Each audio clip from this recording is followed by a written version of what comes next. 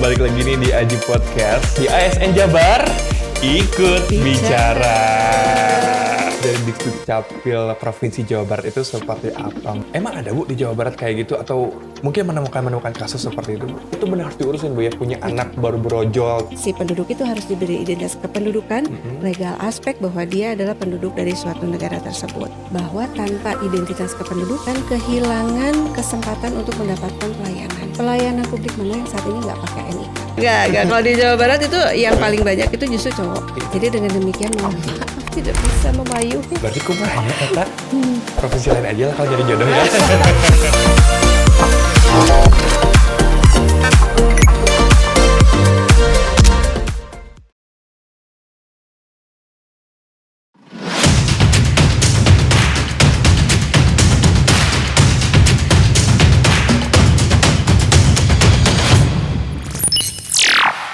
Assalamualaikum warahmatullahi wabarakatuh. Waalaikumsalam warahmatullahi wabarakatuh. Halo Akang Teteh, balik lagi nih di Aji Podcast yang tentunya ini kedatangan tamu yang sangat luar biasa pagi hari ini Bu ya. Tapi pasti kepo ini dari mana ya? Tetap ya Bu, ini tamu yang spesial pasti akan menginformasikan segala sesuatu ya. Insyaallah. Nah tentunya di Aji Podcast ya Bu ya, di ASN Jabar, ikut bicara. Halo Ibu Gelis, Assalamualaikum warahmatullahi wabarakatuh. Waalaikumsalam warahmatullahi wabarakatuh. Hatur nuhun Akang Kasep. Hari ini udah nugelis Ino Kasep terus standby di dia pasti akan menginformasikan sesuatu Bu ya tentunya ya. Bu, sebelum ngasih tahu informasi, aku pengen tahu dulu nih nama Ibu dari mana dan mau share apa sih di sini? Oke ya. Halo Akang Teteh semuanya. Perkenalkan, nama saya adalah Rida Farida. Saya dari Dinas Kependudukan dan Pencatatan Sipil Provinsi Jawa Barat, Kang. Iya, ya berdasarkan undangan dari podcast Ajibnya BKD. Hari ini kita akan share atau ngasih informasi sedikit lah terkait dengan pelayanan administrasi kependudukan di Jawa Barat. Wih, keren banget. Nih Akang Teteh masyarakat Jawa Barat ya Bu ya, semuanya. Ini Ibu ini nih ternyata yang ngurus-ngurus Akang Teteh semua teh gitu. Semuanya Bu ya, mulai dari lahirannya langsung curatnya diurusin, mulai dari penduduknya. Tadi di Dikduk Capil, Dinas Kependudukan dan Pencatatan Sipil. Kadeta anu hitam-hitam, awas kena tangkap Ibu Rida. Nah, mohon izin Bu. Sebenarnya pengen tahu nih Bu, tugas dari Dikduk Capil Provinsi Jawa Barat itu seperti apa? Mulai dari mengurus masyarakat dari bayi sampai kematian itu apa sih yang diurusin Bu sepertinya? Iya, jadi secara keseluruhan ya, saya kasih perspektifnya sedikit gitu ya di awal. Jadi kan yang namanya unsur berdirinya sebuah negara itu kan ada penduduk, ada wilayah, ada pemerintahan, kemudian diakui kan oleh negara lain. Nah, sekarang kita soroti yang penduduknya gitu ya. Nah, agar si penduduk ini bisa hidup dengan tentram, aman, dan damai serta mendapatkan fasilitasi pelayanan dari pemerintah, artinya kan dia harus memiliki identitas. Bagaimana mungkin pemerintah bisa memberikan bantuan, bisa memberikan perlindungan apabila si penduduk tersebut tidak memiliki identitas kependudukan, ya. Jadi si penduduk itu nanti marakayangan gitu kalau kita bahasa Sunda mah gitu ya. Marakayangan kemana-mana. Kemana-mana kalau nggak punya identitas. Nah, akhirnya si penduduk itu harus diberi identitas kependudukan, legal aspek bahwa dia adalah penduduk dari suatu negara tersebut. Gitu. Nah, itulah yang menjadi tanggung jawab tugas kewajiban dari Dikduk Capil ya, dari Dikduk Capil Administrasi Kependudukan dan Pencatatan Sipil. Seperti itu. Yang tadi Akang bilang itu betul. Jadi mulai dari lahir sampai meninggal, dari lubang sampai ke lubang. Itu diurus ya Bu ya? Oh iya, dari keluar lubang sampai masuk lubang. Iya. Iya dong, dari lahirnya, kemudian dia menjadi anak, menjadi remaja, dewasa, menikah, tua, sampai akhirnya meninggal dunia kita urus. Gitu. Diurus Akang Teteh sadaya teh Bu ya, sama Dikduk Capil, semua nomor-nomor di sana. Tahu pasti udah. Karena Bu ya, kalau misalnya tadi ngelayang gitu Bu ya. Nah, emang ada Bu di Jawa Barat kayak gitu atau mungkin menemukan kasus seperti itu Bu? Jangankan di Jawa Barat, kan di Indonesia tuh banyak yang seperti itu. Masih ada ya. Masih ada ya. Masih ada yang seperti itu. Tapi mungkin untuk segmen penduduk tertentu ya. Misalnya yang berada di pedalaman gitu ya, yang masih belum terjangkau oleh teknologi dan informasi. Terus kemudian saudara-saudara kita yang penderita ODGJ gitu kan.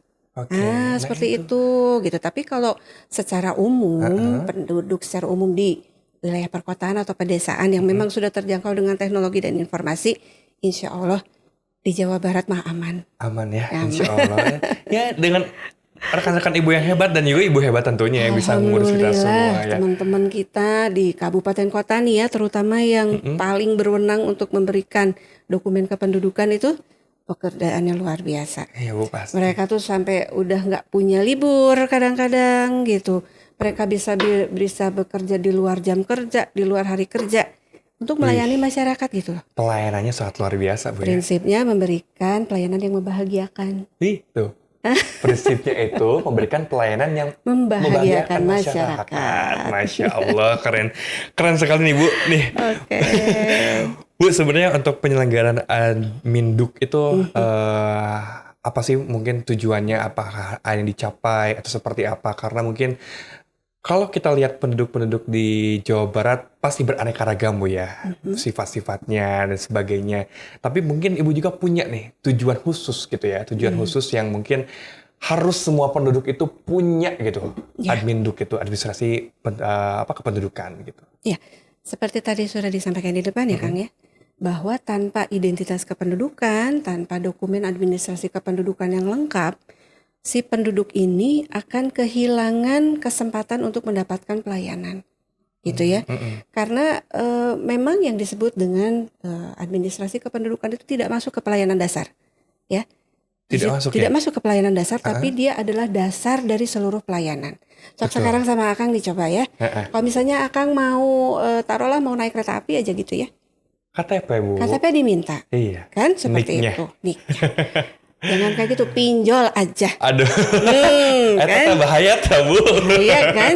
Bahaya tapi tetap dijalanin dan tetap mintanya kan administrasi kependudukan. Betul. Mintanya NIK, suruh foto Semuanya KTP walaupun sebenarnya nggak boleh gitu kan. Jadi dasar semua pelayanan. Fasilitas publik mana, pelayanan publik mana yang saat ini nggak pakai NIK. Sekarang semuanya pakai NIK. Semuanya NIK. Itu keren banget Bu. Iya, karena kalau nggak ada pun bingung jadinya ya. Iya, nanti kan akan kehilangan kesempatan dapat BPJS, kehilangan kesempatan dapat bantuan sosial seperti itu gitu ya. Mau ngelamar kerja susah. Mau pergi ke luar negeri susah. Ini penyelamat akan tetes semua tuh ini dari kayak. Ternyata ini ya penting ternyata Bu ya, sangat-sangat penting nih. Apalagi Bu ya, apalagi teman-teman kita yang mungkin masih muda-muda cenah mah Bu ya, yang baru nikah dan sebagainya. Itu benar harus diurusin Bu ya, punya anak baru berojol.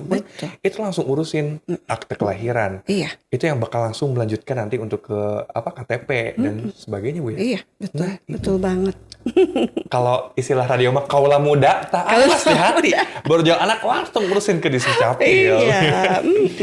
Tapi Bu ada satu, mungkin ini masih bingung Bu ya, antara Disdukcapil provinsi dan juga kabupaten kota. Ini perbedaannya di mana sih sebenarnya Bu? Apa yang harus diuruskan? Ataupun ada tupoksi-tupoksi khusus gitu Bu yang dijalankan? Betul sekali Kang. Jadi kalau Disdukcapil itu kan ada provinsi, ada pusat, provinsi dan kabupaten kota ya.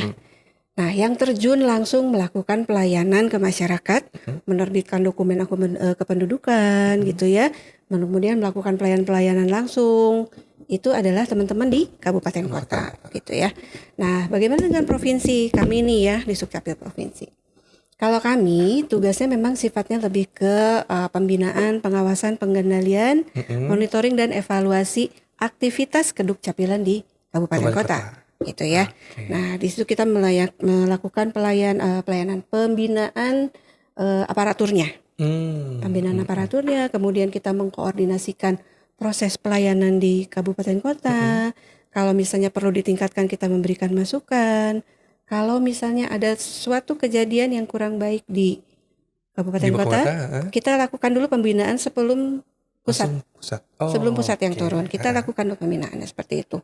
Kemudian kita juga mengkoordinasikan program-program supaya emang semuanya rata gitu. Sejalan. Iya. Tapi walaupun begitu, tetap sih kalau yang namanya Dukcapil tuh Kang ya, dari pusatnya itu sudah one comment, one rule seperti itu. Jadi dari atas sampai bawah sama. Itu pasti seperti itu. Luar biasa Bu, pengawasan pembinaan untuk kabupaten kota ya. Betul. Provinsi Jawa Barat. Keren. Dan juga ini teman-teman dari Dukcapil kabupaten kota juga luar biasa Bu ya. Masya Allah, langsung kan? itu Masya Allah, kan? pelayanannya karena memang kalau kita bilang penduduk di Jawa Barat itu cukup banyak Bu ya. Sekitar berapa Bu itu kira-kira? Sekarang penduduk Jawa Barat itu berdasarkan data konsolidasi bersih semester 2 tahun 2023 itu ada di 49,8 kalau sebentar ya saya cek dulu ya. Cukup banyak ya. Banyak kan, hampir 50 juta. 49,8 sekian gitu, 89 sekian. Yang gitu. di Jawa Barat aja Bu ya itu ya? Penduduk Jawa Barat. Penduduk Jawa Barat berarti yang memang dia berdomisili, beridentitas kependudukan di Jawa Barat. Ada segitu. Tapi dari 49 itu ada yang lucu loh. Apa Bu yang lucu tuh? Jumlah laki-lakinya lebih banyak daripada perempuan. Laki-lakinya lebih banyak Bu? Yes. Kan biasa nama perempuan yang paling banyak. Oh no. Enggak. Kalau di Jawa Barat beda ya kasusnya ya? Enggak. Kalau di Jawa Barat itu yang paling banyak itu justru cowok. Cowok gitu ya. Laki-laki itu. Jadi dengan demikian mohon maaf tidak bisa memayuh ya. Berarti kumanya kata provinsi lain aja lah kalau nyari jodoh ya. Mangga dicari aja yang cewek-ceweknya masih banyak ya Kang ya. Bisa CF gitu.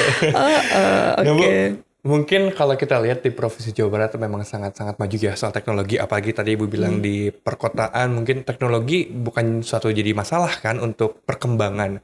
Nah soal di Dukcapil ini untuk mengembangkan di dunia IT ataupun di dunia teknologi itu seperti apa sih Bu? Sebenarnya apakah punya pelayanan khusus, aplikasi khusus atau seperti apa Bu? Oh banget Kang. Untuk dunia kedukcapilan nih ya, kita itu betul-betul banyak belajar ketika diterpa oleh COVID kemarin ya, COVID-19 ya. Itu betul-betul kita pelayanan kependudukan itu berubah 180 derajat gitu ya.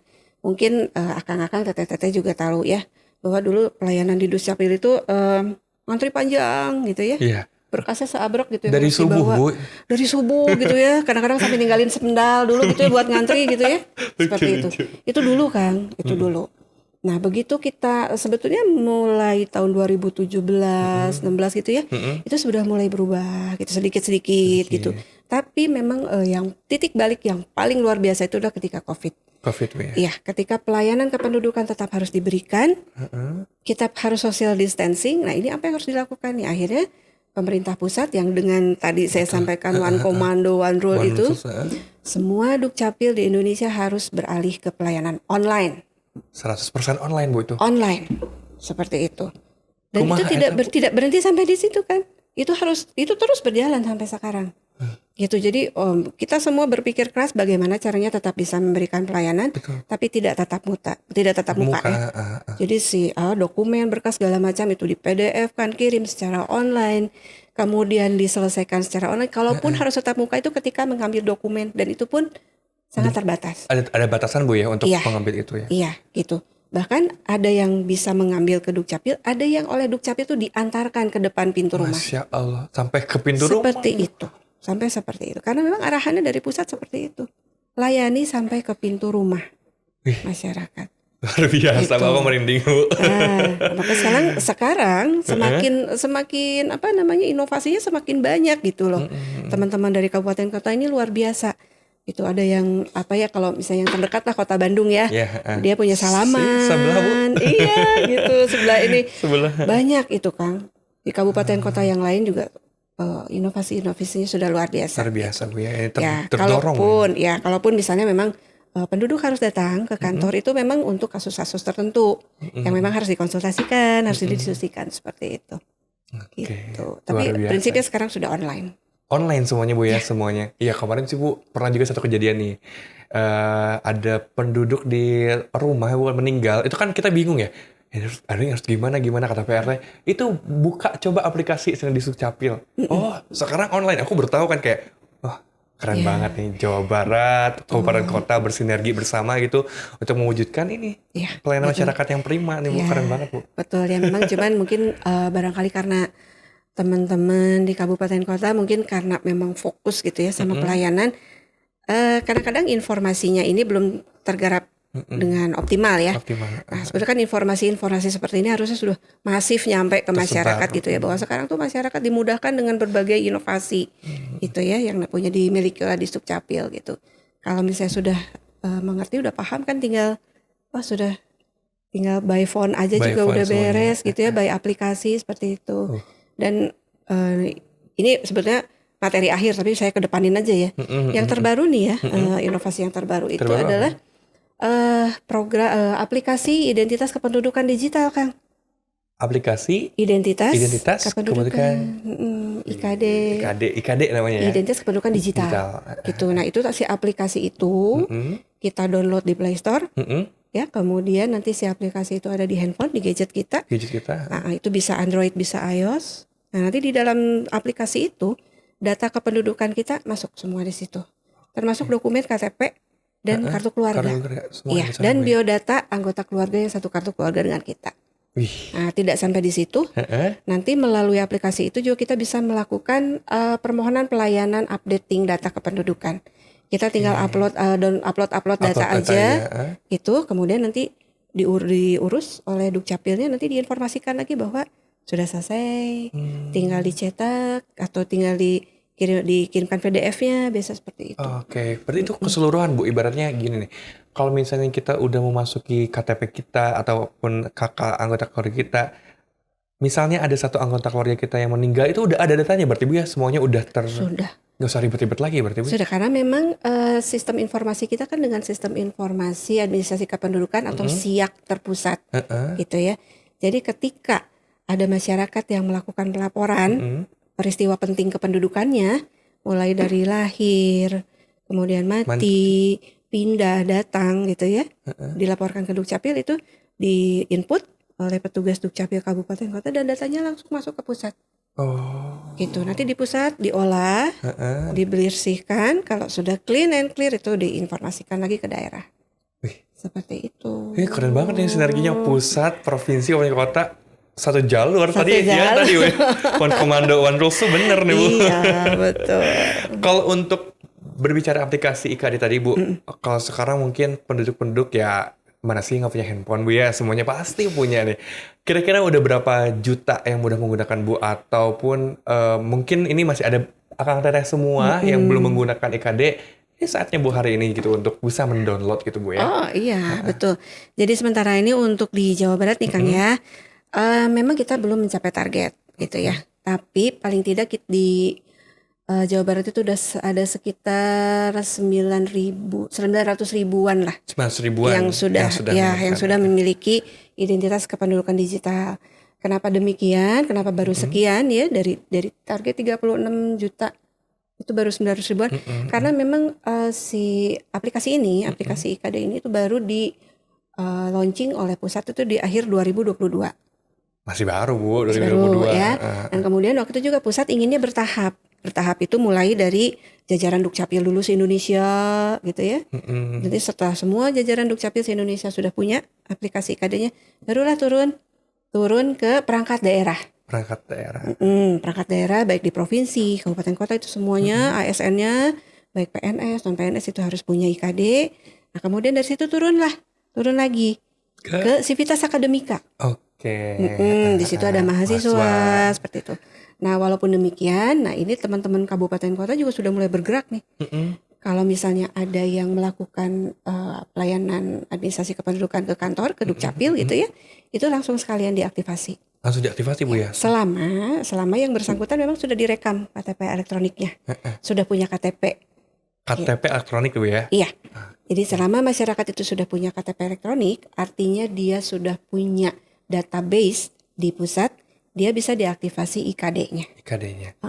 Sekarang teman-teman di kabupaten itu udah mulai tuh. Udah mulai mendownload, menggencar-gencarkan aplikasi masyarakat. Betul, di mall, kadang-kadang ada kalau misalnya ada event gitu ya. Nah, kalau kita nih dari provinsi juga bisa. Bisa ya? Bisa, kita bisa melakukan aktivasi IKD buat masyarakat. Contohnya waktu kemarin ada acara hari disabilitas. Oh ya, kemarin Bu ya, baru kemarin yang tuh. di Gedung Sate itu kita di situ ikut. Kita aktivasi itu IKD-nya punya teman-teman saudara-saudara kita yang difabel ya. Wih, keren banget. Gitu. Berarti banyak banget Bu ya sebenarnya dengan tadi hikmah dari COVID-19 dan sekarang juga ternyata teknologinya dipakai sampai sekarang dan terus diinovasi dan dikembangkan gitu ya. Betul. Wah, keren banget nih. Tapi ini program pusat loh ya, yang saya tadi bilang one commando one rule gitu. Jadi ketika pusat menyampaikan, ini kita udah punya IKD, ayo jalan gitu.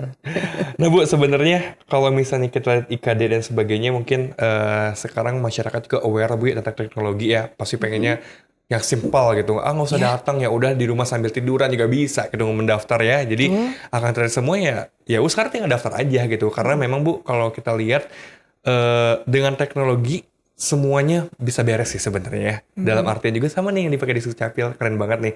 Aplikasi semua data udah termasuk dalam satu data, semua dari pusat terus ke daerah, terus daerah udah clear tuh. Oh, itu keren banget sih Bu. Berarti manfaatnya banyak banget Bu ya? Iya. Selain itu ada lagi nggak Bu sih manfaat lainnya? Karena mungkin lebih cepat, lebih praktis gitu. Betul. IKD ini kan sebetulnya ya, selain untuk mendigitalkan dokumen kependudukan gitu ya, kita memberikan kemudahan juga kepada masyarakat gitu ya. Jadi masyarakat tidak harus selalu membawa fisik, dokumen fisik ya, seperti itu. Nah, walaupun demikian, tapi tetap itu diperlukan juga sih dokumen fisik itu ya. Jadi dengan adanya IKD itu tidak serta-merta bahwa KTP jadi tidak ada. Gitu. Tetap harus ada, tetap pegang. Tapi sekarang itu lembaga-lembaga pengguna, lembaga-lembaga publik seperti perbankan, kemudian rumah sakit, kemudian transportasi, itu sudah mulai disosialisasi oleh Kementerian Dalam Negeri. Oleh Ditjen Dukcapil bahwa sekarang ada IKD, bahwa untuk masuk ke sistem atau misalnya untuk mendaftar dan lain sebagainya gitu ya, sudah bisa melakukan scan dari IKD itu gitu. Karena jadi memang di si aplikasi itu, di si aplikasi IKD itu data kependudukan yang boleh di-share, yang boleh ditransaksikan itu bentuknya tidak dalam bentuk foto, Kang. Oh, bukan bentuk foto yang... No, bentuknya QR. Gitu. Jadi itu betul-betul dijamin keamanannya, gitu ya. Saya kalau misalnya yang di-share itu dalam bentuk foto, wah itu bisa bahaya. Wah, pinjol sekarang Bu kan, sekarang kan teknologi pinter-pinter ya, gitu ya. Udah pinter banget. Nguliknya pinter banget gitu, bisa diapain aja nanti oleh pemerintah. Tidak mentransaksikan dalam bentuk foto, tapi yang ditransaksikan dari IKD itu adalah bentuk QR. Gitu. Keren banget. Nah, jadi selama si pemilik IKD-nya itu tidak main pinjemin handphone ke orang lain gitu ya. Kemudian tidak menyampaikan, password handphone saya sekian gitu. Atau password IKD saya sekian gitu. Nah selama masyarakatnya tertib, insya Allah aman. Aman ya? Karena sudah diuji cobanya oleh BSSN dan oleh BCA. BCA itu kan salah satu termasuk bank yang paling aman. Betul, teknologi yang paling aman ya. Oke, itu keren banget Bu.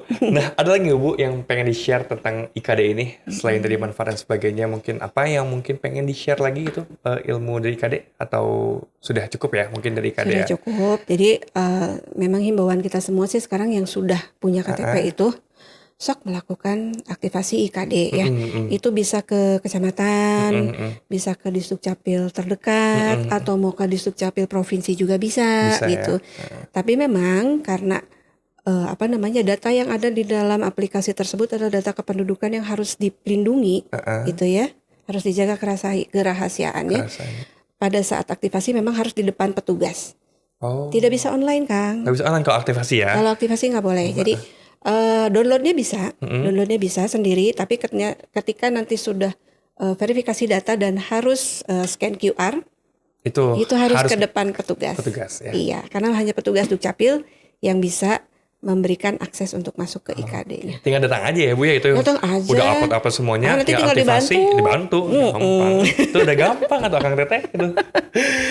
Tadi Bu ada IKD, aku aja pernah dengar Bu namanya tuh KIA ya. KIA. Oh, kartu identitas anak. Nah, itu tuh kayak gimana sih Bu? Kemarin Bu ya, contoh kasusnya. Waktu mau masuk, kan kalau kita mau beli tiket kereta itu ada ya, meskipun anak juga ada nomor nomor induknya gitu kan.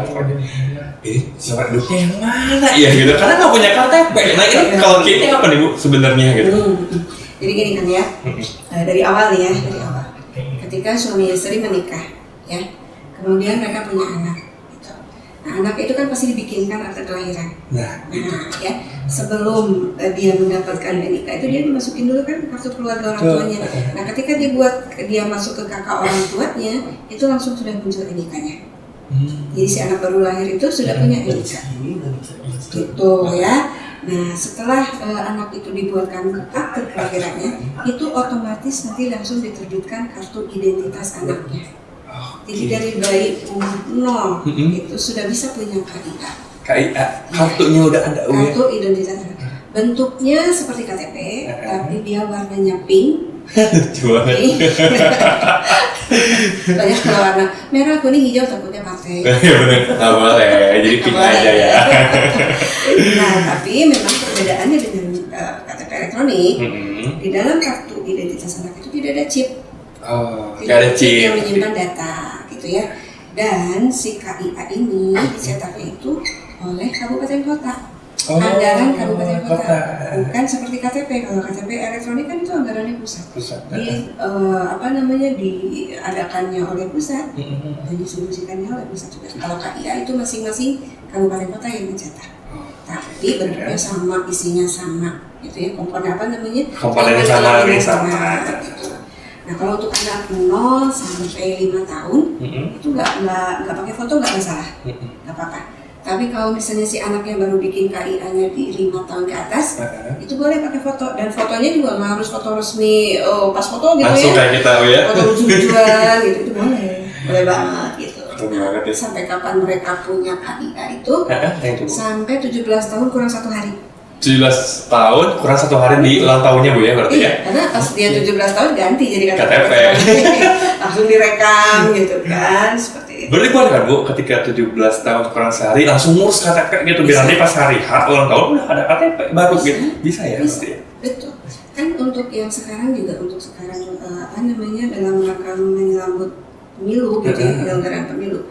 Untuk perekaman para pemilih pemula itu sudah dari tahun kemarin tuh. Jadi yang umurnya 16 tahun jelang 17 itu sudah direkam ya. Direkam biometrik artinya face recognition-nya, fingerprint-nya, kemudian iris matanya gitu. Nah, tapi si KTP-nya sendiri itu baru dikeluarkan di saat dia berumur 17 tahun. Gitu. Jadi baru bisa dicetaknya itu di umur 17. Iya. Berarti udah sebelumnya udah siap berarti ya? Iya, betul. Ya, tapi itu dia ya. Gitu.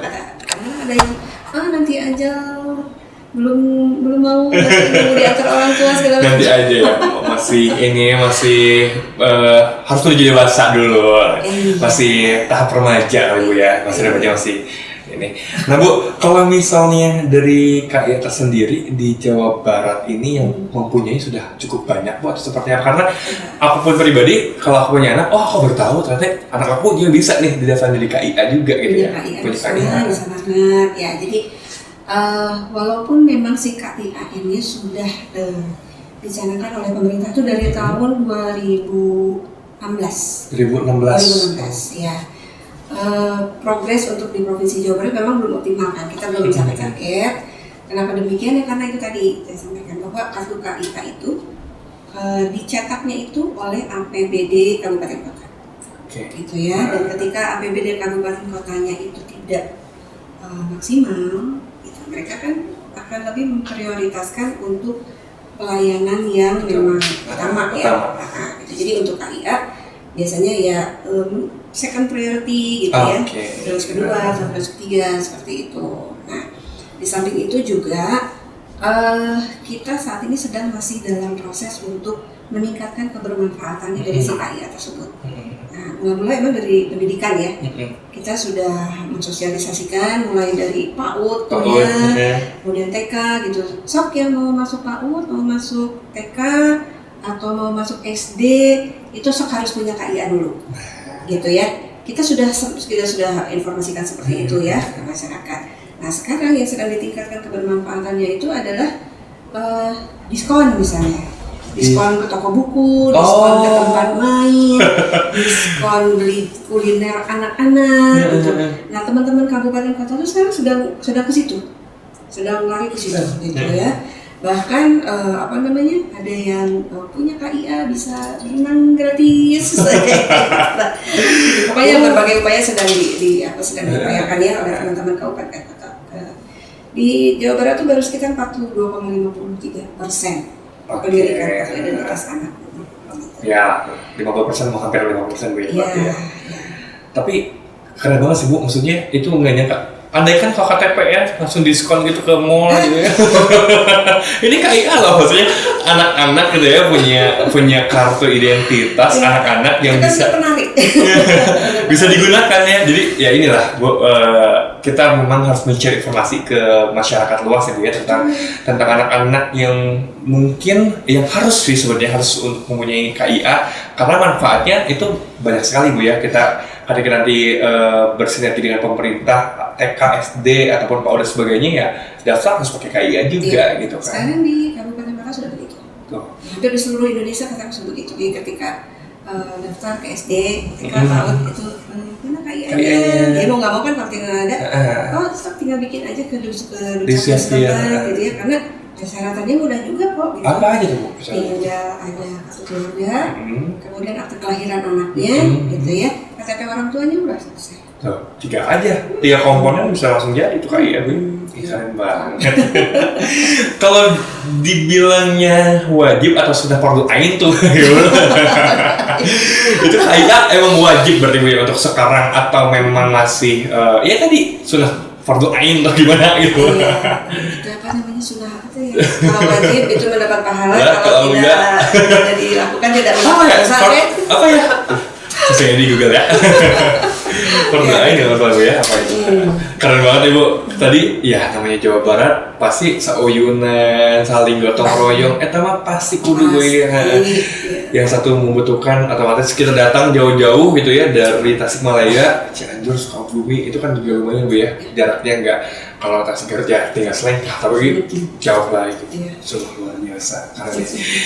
Bu, terakhir pengen tahu nih Bu closing statement dari Ibu Tasnia dari Bu Rida untuk teman-teman semua, untuk akang-akang semua yang nanti akan menyaksikan dari episode hari ini. Ya. Itu gimana? Kita ulangi lagi nih ya, akang teteh semuanya para pemirsa podcast Ajib gitu ya.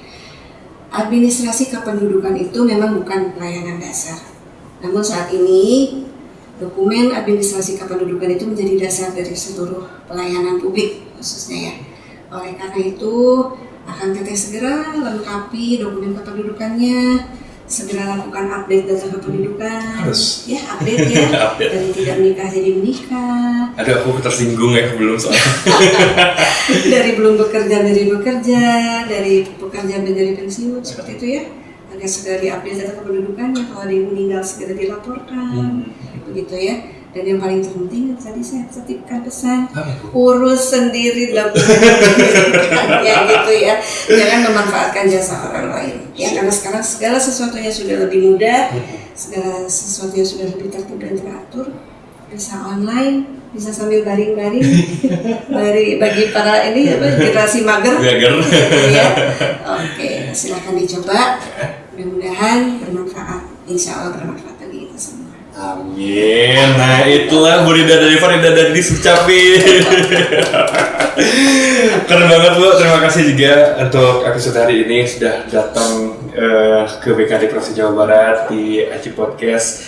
Tentunya ini banyak sekali ilmu yang didapat Bu. Saya pribadi dan juga teman-teman semua, apalagi pemirsa nih, semua yang menyaksikan Ajib Podcast di episode yang Bu Rida, ini sangat luar biasa. Dari yang nggak tahu namanya KIA, tahu, terus pengupdatean data, tahu, terus juga sekarang data-data penduduk yang mungkin akan besok nih gitu ya.